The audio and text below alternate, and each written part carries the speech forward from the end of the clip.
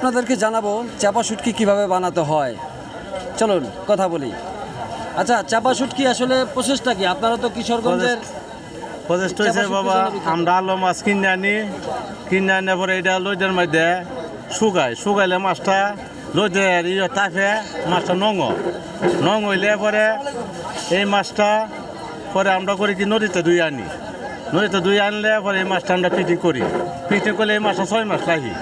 আচ্ছা, 6 মাস লাগলে এই পরে মাছের সাথে কি কি মেডিসিন আপনারা মিশান? এই ড্যামের মাছের তেল হই। শুধু মাছের তেল লবণ বা অন্য কোনো না কেমিক্যাল? না কোনো কেমিক্যাল নাই, লবণ আছে। আমি জায়গাতে লবণ দেয় মাছটা কাটার পরে, যেমন আমি কিরা ধরে এই থেকে পরে মাছের পানি থেকে লবণের পানি থেকে আচ্ছা আচ্ছা, তুললে পরে এই মাছটা আমি লই দে শুকা। এমনি কোনো কেমিক্যাল বা কোনো মেডিসিন না না না ফরমালিন না না হয় না? না না কোনো কিছু দেওয়া হয় না না না কোনো মেডিসিন নাই। আচ্ছা, একবারে প্রাকৃতিক ভাবে আপনারা বানান। আর কোনো প্রসেস আছে? না না আর কোনো প্রসেস আচ্ছা, নাই। এটা কলসির ভিতর কত মাস রাখতে হয়? 6 মাস হতে হয়, তোমার 1 মাস হতে হয় বাবা।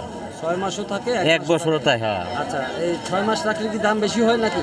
না না 6 মাস থাকলে আমি পুরানো মাছটা পুরানো হয়? পুরানো হইলে এটা খাওয়াতে ভালো লাগে, স্বাদটা বেশি হয়। স্বাদটা বেশি হয়।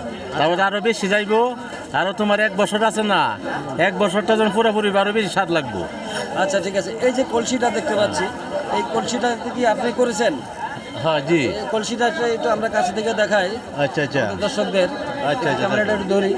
এই যে ন আছে আরো এই বলদা এই যে কলসিটা দেখাই। হ্যাঁ, কলসির ভিতরে ফিটিং করে, পুরাটা ফিটিং।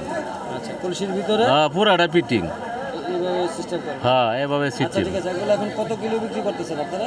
এই আমি 700-800 টাকা কেজি। 700-800 টাকা কেজি।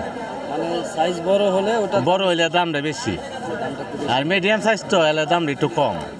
আর বড় হইলে তোমার 1000 টাকা পাইকারি আছে। ঠিক আছে, বড় হইলে। আপনাকে ধন্যবাদ, অশেষ হ্যাঁ, ধন্যবাদ। আসসালামু আলাইকুম।